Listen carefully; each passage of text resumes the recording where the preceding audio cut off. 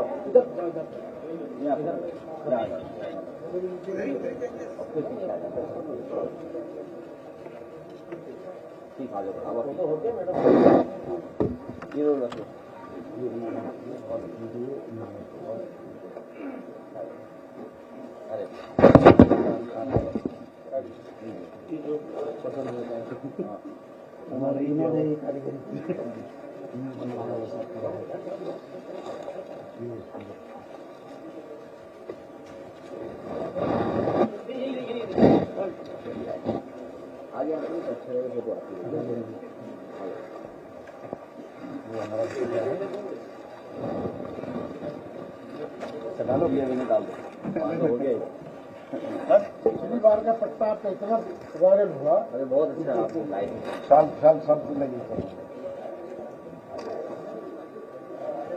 बहुत धन्यवाद, बहुत इसी के साथ कोई काम नहीं है ना, शौक है साहब को पट्टा मत दो।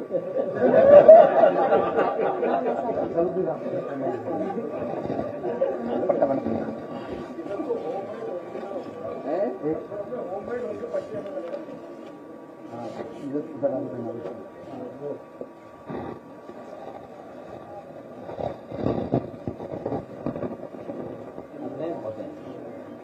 आ जाओ विदाई जी, कांगे मोदी का मैं भी मिल जाएगा। इधर आइए,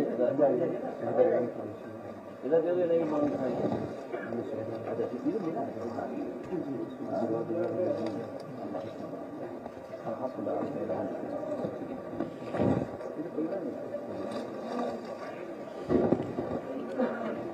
ठीक, शुरू करें।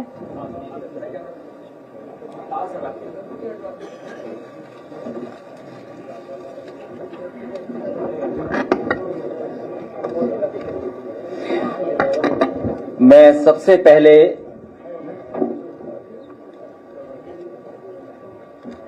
नेता अनीस मंसूरी जी और इनसे जुड़े हुए पसमंदा समाज के सभी सम्मानित प्रतिष्ठित साथी, मुख्तार मंसूरी जी, अंजुम अली एडवोकेट जी, वसीम रायनी साहब, महबूब आलम अंसारी जी, दौलत अली घोसी जी, शेख सलाउद्दीन साहब, शहर आलम कुरैशी जी, तहसीन मंसूरी जी, शाहीन मंसूरी, मोइन अहमद राइन जी, सना परवीन, यश भारती से सम्मानित बहुत ही प्रतिष्ठित हमारे कवि शायर दीन मोहम्मद दीन साहब, शादाब कुरैशी जी, डॉक्टर फाजिल, अनवार अहमद, अन्नू जी, कदीम आलम और बड़ी संख्या में पसंदीदा समाज के प्रदेश के सभी आए हुए हमारे पदाधिकारी और जिम्मेदार नेता कार्यकर्ता, मैं सबका बहुत बहुत धन्यवाद और आभार प्रकट करता हूं। साथ ही साथ हम अपने प्रेस के लोगों का भी बहुत धन्यवाद देते हैं कि हर दिन हमें और आपको मिलने का मौका मिलता है। अभी जब हम लोगों की बातचीत हो रही थी तो बहुत सारे सुझाव, जहां राजनीतिक सुझाव हमारे पास आए, वहीं उनकी जो समस्याएं उनके बारे में भी उन्होंने हम लोगों को जानकारी दी।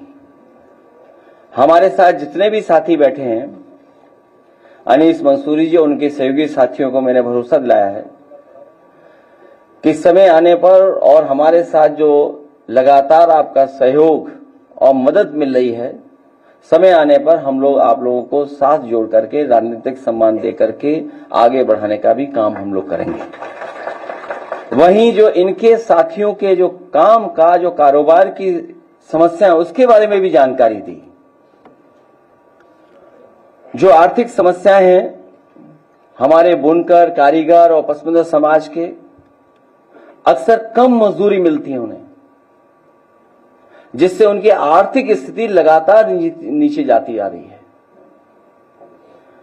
कम मजदूरी मिलने से, कम आय होने से उनके जीवन स्तर में लगातार कमी हो रही है। अनियमित आय होने से भविष्य की योजना नहीं बना पा रहे हैं। अगर उनकी आय नियमित नहीं है तो भविष्य के बारे में वो कैसे सोचें, भविष्य के बारे में भी कोई योजना नहीं बना पा रहे हैं।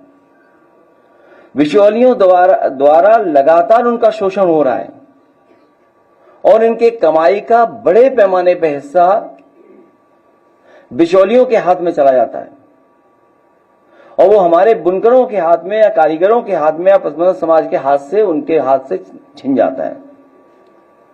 बुनकरों के पास अक्सर पूंजी की कमी होती है, जिससे काम कारोबार बढ़ा नहीं पाते हैं।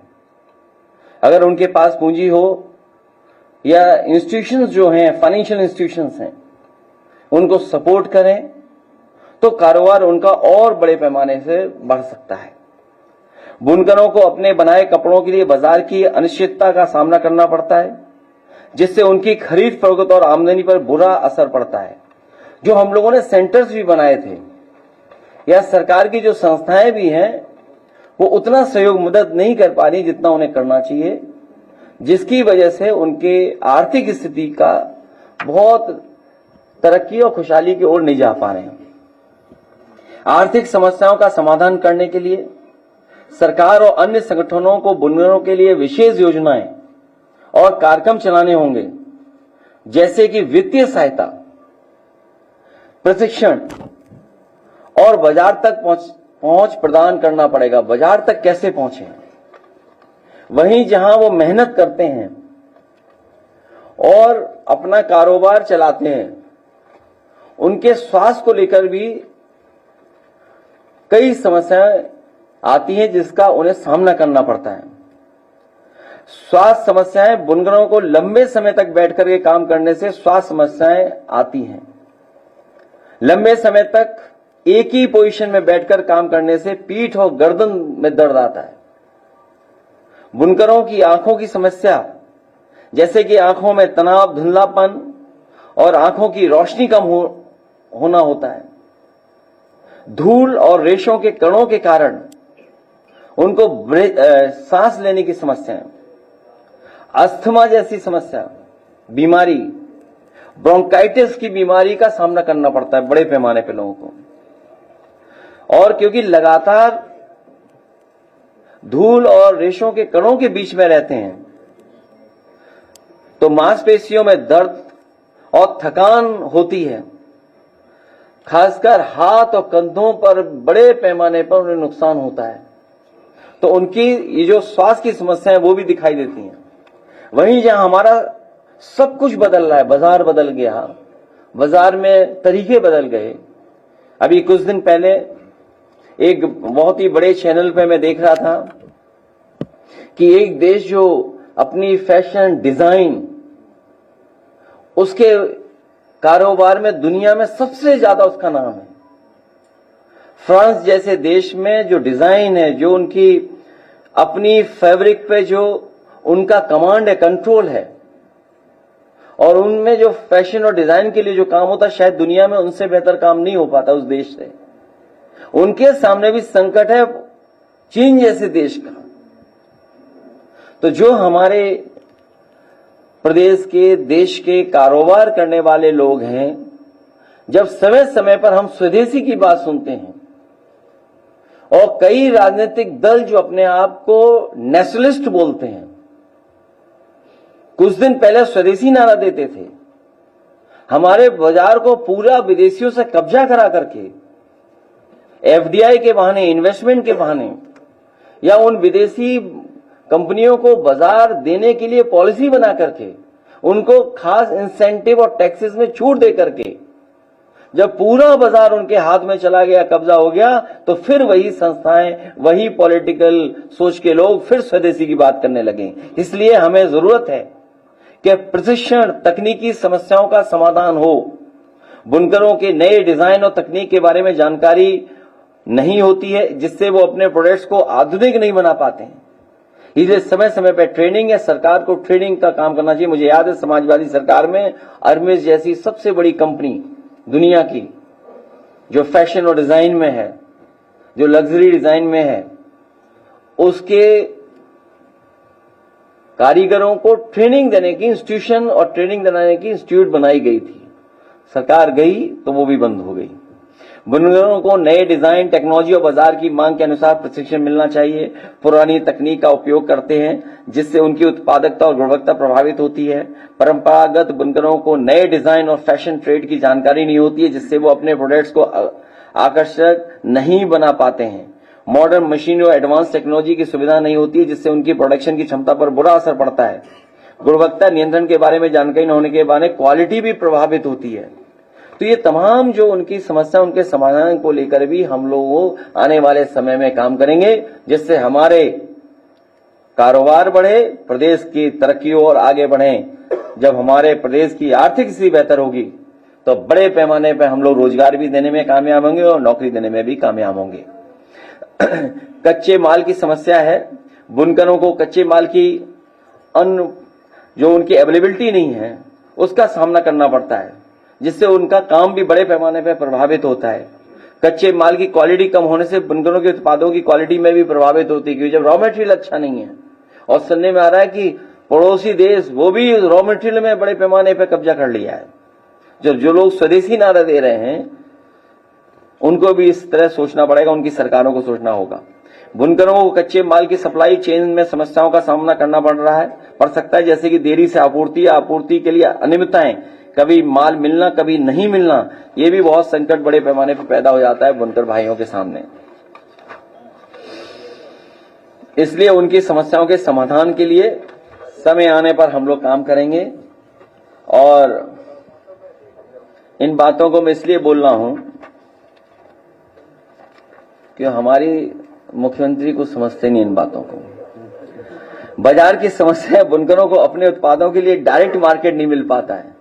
ये जो ऑनलाइन जो नया जमाना आ गया है, ऑनलाइन, इसने भी बड़े पैमाने पर नुकसान पहुंचाया है। बुनकरों को अपने उत्पादों के लिए बाजार तक पहुंच नहीं मिल पाती है, जिससे उनकी बिक्री नहीं हो पाती है, और जो बिचौलिया होते हैं वो उसका लाभ उठाते हैं।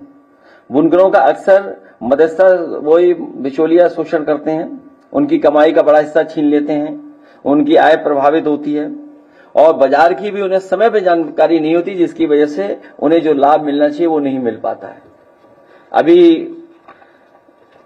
यही तय किया हम लोगों ने कि उनके और हमारे साथियों के सुझाव आएंगे, उनकी समस्या आएंगी, तो उनके समाधान के लिए हम लोग काम करेंगे और एक डॉक्यूमेंट तैयार करेंगे, जो आने वाले समय में हमारे समाजवादी पार्टी के मैनिफेस्टो में शामिल होगा। गेहूं खरीद हो ही नहीं रही है। उस समय भी हम लोगों ने आपको बताया था कि सरकार गेहूं की खरीद कहीं की नहीं है, और सरकार के हर आंकड़े गलत होते हैं। उन्होंने 20% भी गेहूं की खरीद नहीं की है, सरकारी खरीद। अभी कुछ दिन पहले मुख्यमंत्री जी हवाई यात्रा पर निकले थे फसलों को देखने के लिए, मक्का की और तमाम फसलों को देखने के लिए हवाई यात्रा पर निकले थे। बताइए, जो लोग किसानों का सामना नहीं कर सकते वही तो हवाई यात्रा करेंगे। हमारे पहले मुख्यमंत्री हैं जो फसल को हेलीकॉप्टर से देखने निकले थे, और फसल को देखने के बाद एक भी केंद्र नहीं बना। अभी सरकार बता रही है कि हम एमएसपी पे खरीद रहे हैं मक्का या और फसलें। हम उदाहरण के लिए पूछना चाहते हैं, कन्नौज में बता दो कहां केंद्र खुला है। जो हवाई यात्रा आपने की, जिस रूट पे आपका हेलीकॉप्टर गया होगा, कहीं एक केंद्र बना हो तो बता दें आप। दूध उत्पादन तो हो ही नहीं रहा है प्रदेश में, और जो सहयोग जो सरकार की तरफ से मदद मिलती थी उसको भी बंद कर दिया उन्होंने। काऊ मिल्क प्लांट पहला बना था उत्तर प्रदेश का। काऊ मिल्क प्लांट के प्रोडक्ट बनाने के लिए काऊ मिल्क प्लांट पहला बना था उत्तर प्रदेश में, वो भी सरकार ने बंद कर दिया। मेले तो बंद कर ही रही है सरकार, ये भी बंद कर रही है।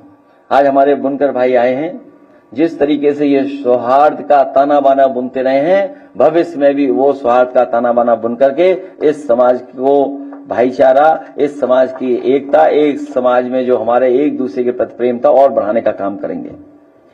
बिजली महंगी होने जा रही है और जब रेगुलेटरी अथॉरिटी जो है अगर वो अप्रूवल दे देगी जो सरकार का प्रस्ताव है,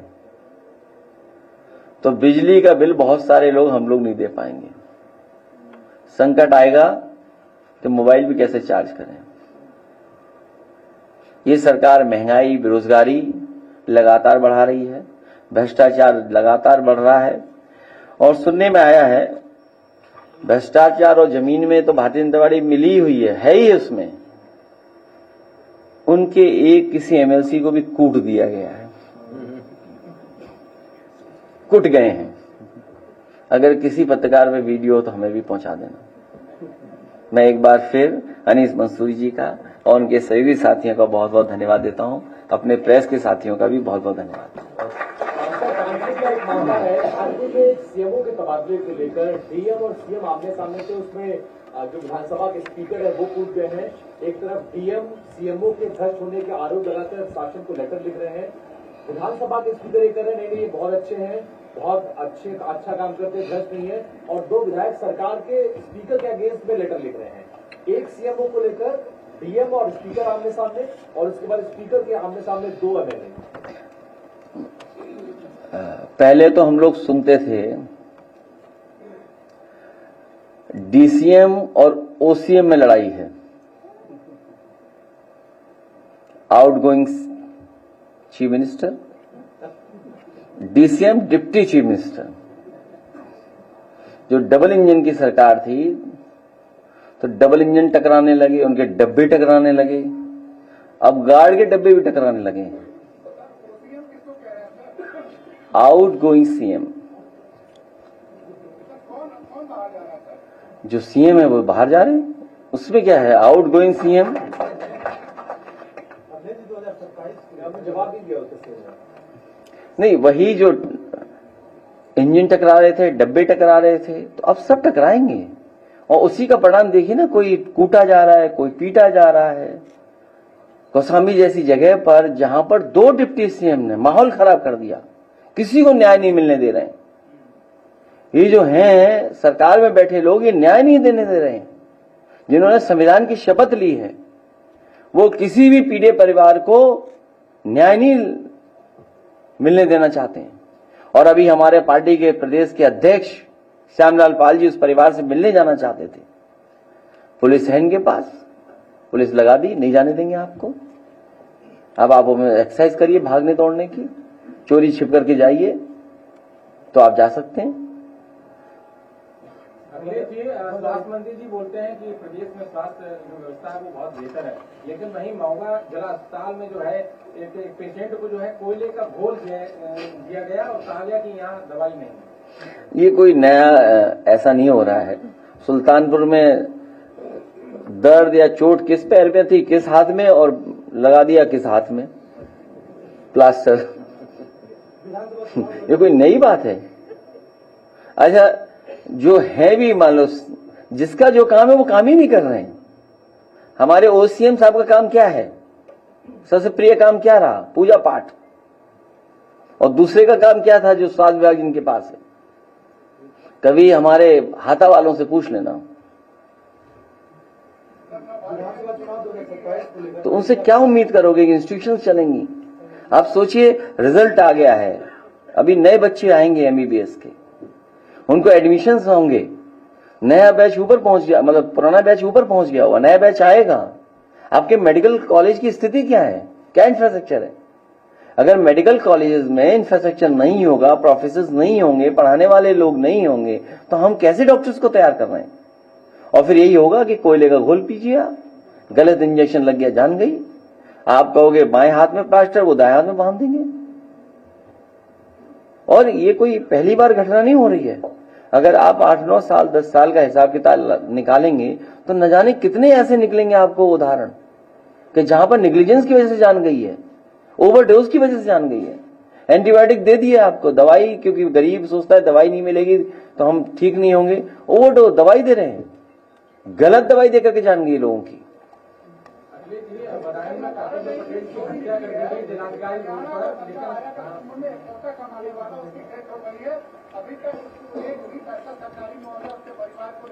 आप नाम भिजवा दो, कैश भिजवा देगी सरकार 5 लाख।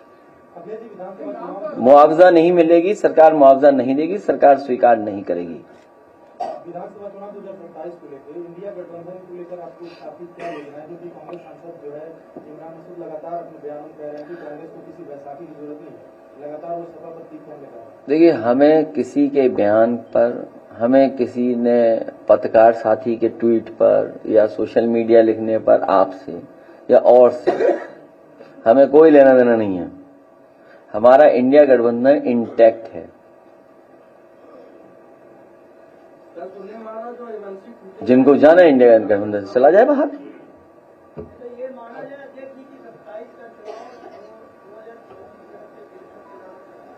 इंडिया गठबंधन लड़ेगा चुनाव। अरे वीडियो हमें ला दो। अब मुझे नहीं पता कौन है, लेकिन मुझे जानकारी मिली है कि एक एमएलसी साहब कोई जमीन और लेन देन और बंटवारे को लेकर के कूटे गए हैं। सर, आम का सीजन चल रहा है, मलिहाबाद में समाजवादी पार्टी की सरकार में बनी मंडी अभी तक चालू नहीं हुई। किसान लगातार हमें क्षेत्र में प्रवेश करने जाते, किसान कह रहे हैं इसलिए सवाल पूछिए कि सरकार से तब पहले मंडी कब चालू होगी? ये सरकार मंडी नहीं चलाएगी, ये सरकार आपको ऑर्गेनिक वाइन पिलाएगी, आम की, जामुन की या और ऑर्गेनिक चीजों के प्रोडक्ट्स की। सुना है मैंने, किसी अखबार में केवल हेडलाइन पढ़ी थी, पूरा अंदर से नहीं पढ़ा था मैंने।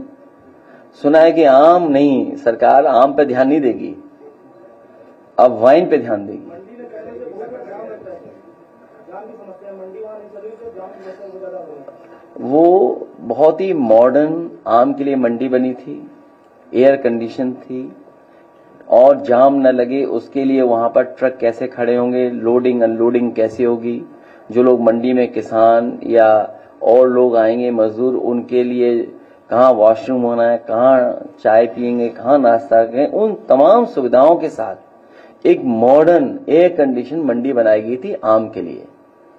लेकिन ये सरकार कारोबार, रोजगार, उस पर ध्यान नहीं देती है, क्योंकि कारोबार हमें जोड़ता है, उद्योग हमें जोड़ते हैं, इसलिए उद्योग कारोबार इनके एजेंडे में नहीं है, नौकरी इनके एजेंडे में नहीं है, इनके एजेंडे में महंगाई है, इनके एजेंडे में भ्रष्टाचार है, इनके एजेंडे में अन्याय करना है, लोगों को डराना है, इनके एजेंडे में अगर आपने सच बोल दिया तो पुलिस भेज देंगे आपके पास।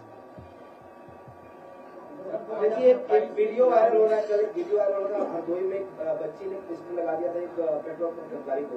बीजेपी अब ये कह रही है कि वो सपा के नेता है, हालांकि उसकी बेटी ने खारिज किया कि 20 साल से पॉलिटिक्स में नहीं है वो। नहीं, देखिए, आपका बीजेपी के प्रोपेगेंडा का कोई मुकाबला नहीं कर सकता, बीजेपी के घटिया प्रोपेगेंडा का कोई मुकाबला नहीं कर सकता। बीजेपी के पास इतना संसाधन है, किसी को बदनाम करने के लिए आप कल्पना नहीं कर सकते। जिस फोटो से, जिस वीडियो से, जिस किसी और न्यूज से या फर्जी न्यूज बना करके कितना बदनाम कर सकते हैं, कितना पर्सनल उसको डैमेज कर सकते हैं, उसकी तैयारी करते हैं लोग।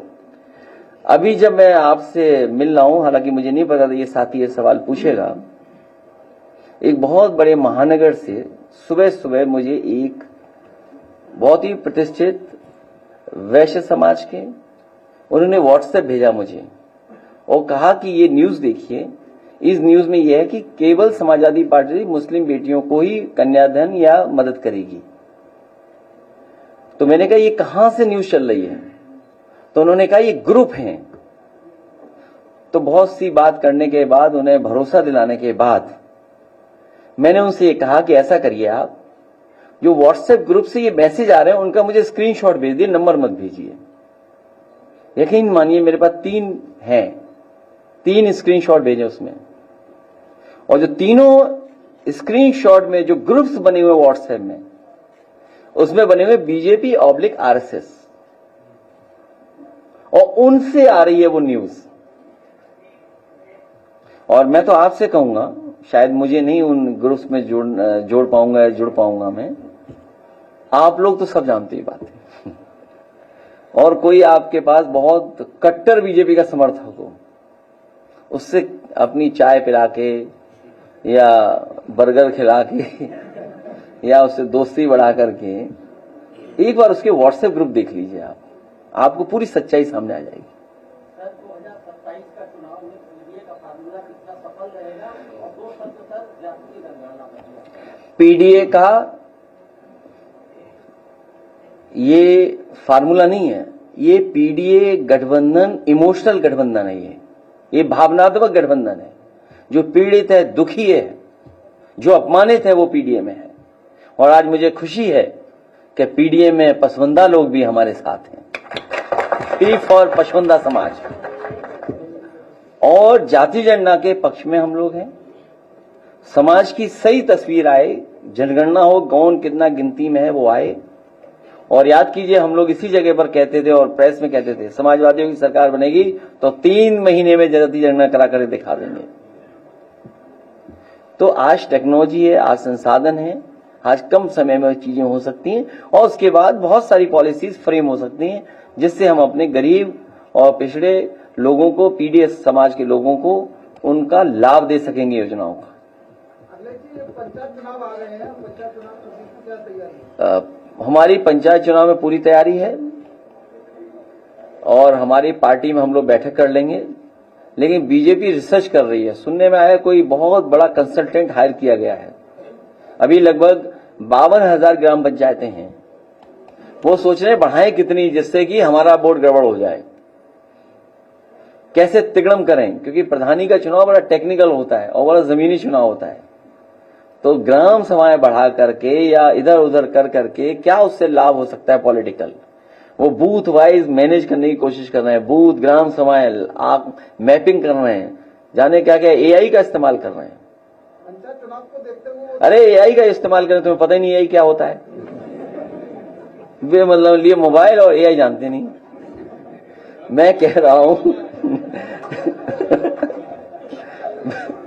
वो लोग कहां बूथ पे हमें वोट मिला है, किस ग्राम सभा में है, उसमें क्या ऐसा करें कि यहां पर समाजवादियों का वोट गड़बड़ा जाए, उसकी वो टेक्नोलॉजी से तैयारी कर रहे हैं। अभी तक तो कोई काम सही किया ही नहीं इन्होंने, तो इससे क्या उम्मीद करोगे आप, जो लोग सीसीटीवी पे पकड़े जा रहे हो, कैमरे में पकड़े जा रहे हो।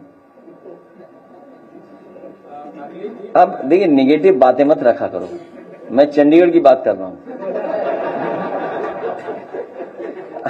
आप लोग नकारात्मक बातें मत रखिए। बदायूं में कर्तव्य पटेल की जिलाधिकारी रोड पर मुख्यमंत्री के स्वजातीय लोगों ने हत्या कर दी, 3 दिन हो गए, अभी अपराधी दिन दहाड़े हत्या की है। मैं बदायूं में जो अन्याय हुआ है पटेल समाज के नौजवान के साथ, उसको न्याय मिलना चाहिए और जो दोषी उनके साथ गिरफ्तारी होनी चाहिए। और सरकार में कई जगह हमें देखने को मिल रहा है, जो सरकार से करीब लोग हैं उनके लिए कानून व्यवस्था कुछ है ही नहीं, वो कानून व्यवस्था नहीं मानते, और उसी का परिणाम यह है कि देखो एमएलसी कूटे गए। सर केजीएमयू में कल जबरन 4 लोगों की नसबंदी कर दी गई,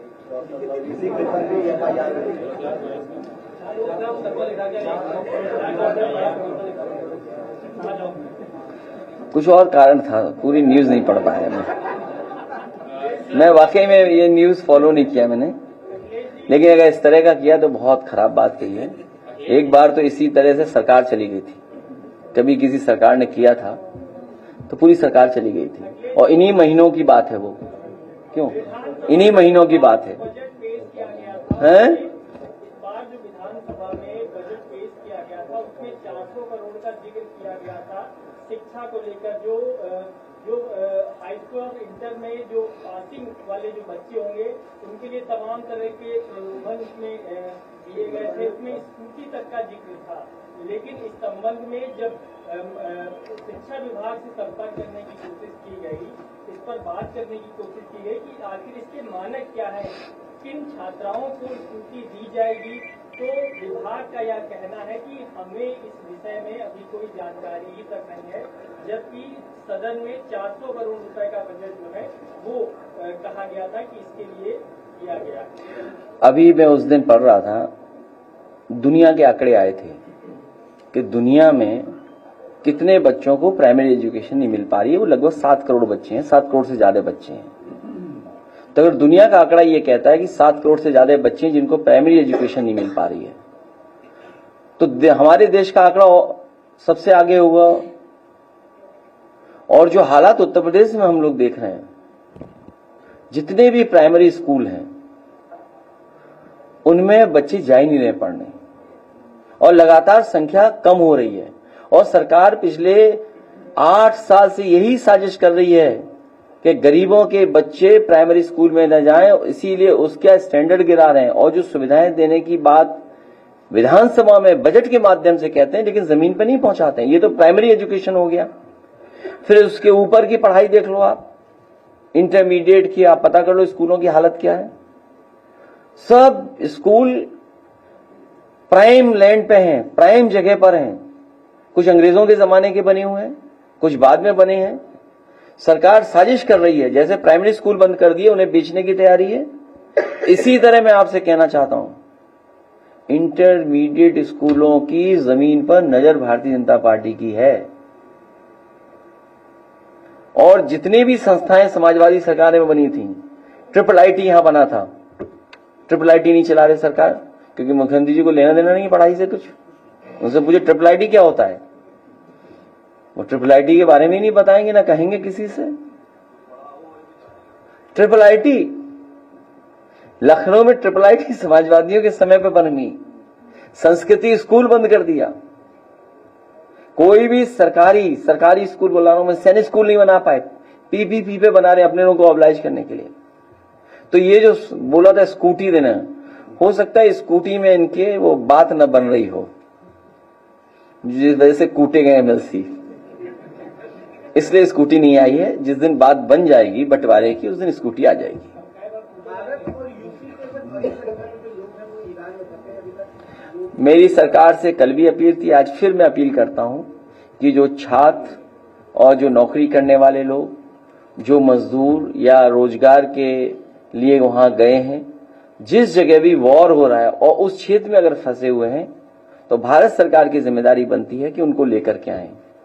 और नहीं तो प्रधानमंत्री उधर ही बगल में गए हुए हैं, किसी एयरपोर्ट पे उतर जाए, सबको लेते आए अपने संग। और आप सोचिए, आप अहमदाबाद में जो एक्सीडेंट हुआ है, अभी तक किसी का इस्तीफा नहीं हुआ। ये जो कुछ हुआ है, सोचो एक पल वो जीवित थे और दूसरे पल वो नहीं जीवित थे।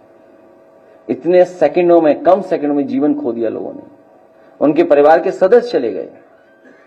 और जहां पर एयरक्राफ्ट गिरा, वहां पर न जाने कितने डॉक्टर और उनके परिवार के सदस्यों ने जान चली गई। उन्होंने अपने परिवार के लोगों को खो दिया। उनका तो नाम ही नहीं आ रहा था। इसलिए आप सोचिए, हम पुलवामा में एक इस्तीफा नहीं मांग रहे थे, पहलगांव में इस्तीफा नहीं मांगा, लेकिन कम से कम सरकार को और जो जिम्मेदार लोग हैं उनको अपने पद से इस्तीफा दे देना चाहिए। उनका कहना है कि एक्सीडेंट है। अमित जी कह रहे हैं मैं ये नहीं जानता हूं कि कौन क्या कह रहा है, लेकिन ये कोई इतना सेफ एयरक्राफ्ट जिसको माना गया, दुनिया मानती थी, हम उस बहस में नहीं उलझना चाहते हैं, लेकिन जिम्मेदारी सरकार की बनती है।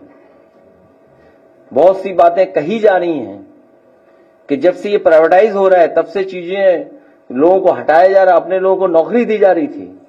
कहीं कोई ये वजह तो नहीं थी कि अपने लोगों को नौकरी देने की वजह से इनकॉम्पिटेंट लोगों को वहां बैठा दिया गया हो। ये कोई सामान्य इशू नहीं है। सोचिए, हम और आप विजुअल्स देखते हैं, हवाई जहाज में नहीं बैठ सकते अब, जहां दिन रात हम लोग चलते थे।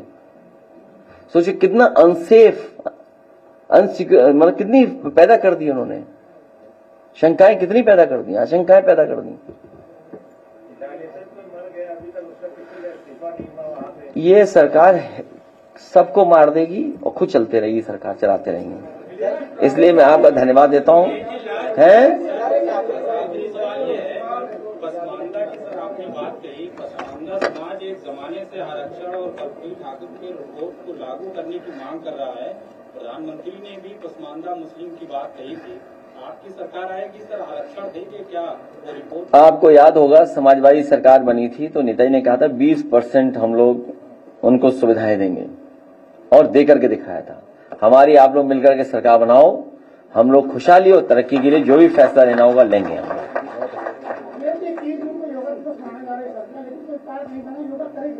क्या मतलब? मेरा आपसे और सरकार से यही निवेदन है, लाइव मत दिखाना योगा किसी का।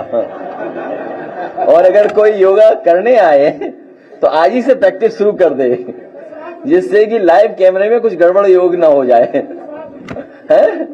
और देखिए आपको मैं बता दूं, हालांकि ये खुशी की बात है, समाजवादियों को इस बात की खुशी है कि समाजवादियों ने जो ओपन स्पेस दी है या जो पब्लिक प्लेसेस क्रिएट किए हैं, लोहिया पार्क है, जेनेशियस पार्क है आपका, या आपका पुराने लखनऊ में जो ओल्ड इलाका था, हेरिटेज इलाका, जिसको हम लोगों ने अच्छा किया, ये वही जगह है जहां पर बड़े पैमाने पर लोग योग करने आते हैं या एक्सरसाइज करने आते हैं।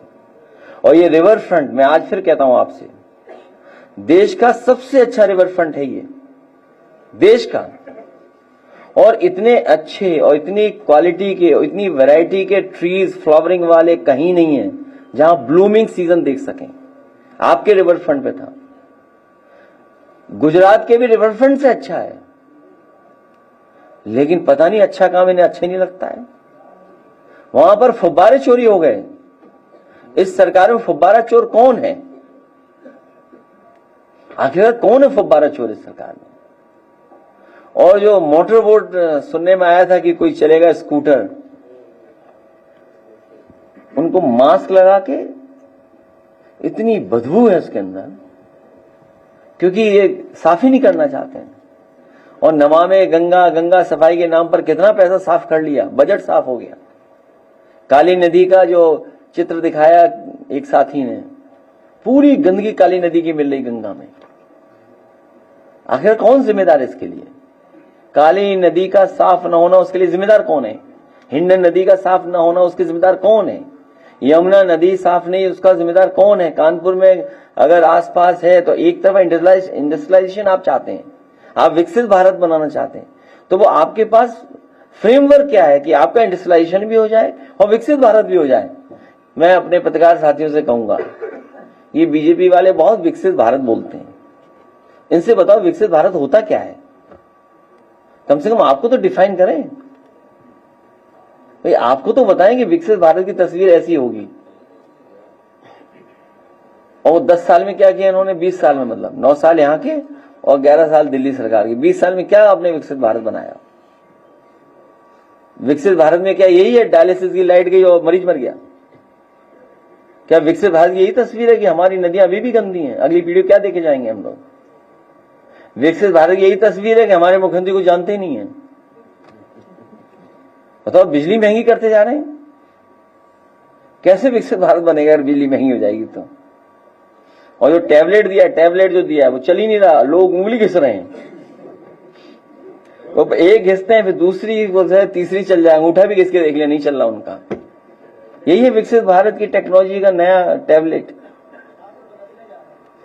छात्र बदल नहीं रहे, सुनने में आ रहा है कई स्थान छात्रों ने तय कर ली हैं, तुरंत बेचाते हैं 2000 रुपया में।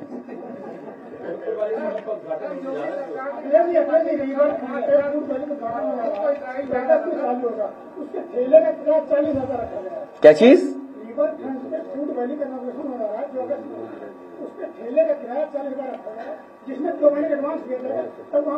इन सब ठेले वालों से मैं कहना चाहता हूं, समाजवादी सरकार बनाए, फ्री में ठेला लगाएं। पहले फ्री था, आपको याद होगा, फ्री था। इजराइल में भारत की सरकार ने 5000 लेबर्स को गाजे बाजे के साथ भेजा था। दावा किया है। मैं आपके माध्यम से निवेदन करूंगा अपने मुख्यमंत्री जी से कि वो सभी एयर इंडिया के एयरक्राफ्ट ले जाएं, खुद बैठ करके जाएं और सभी लोगों को वापस ले आएं। बहुत धन्यवाद।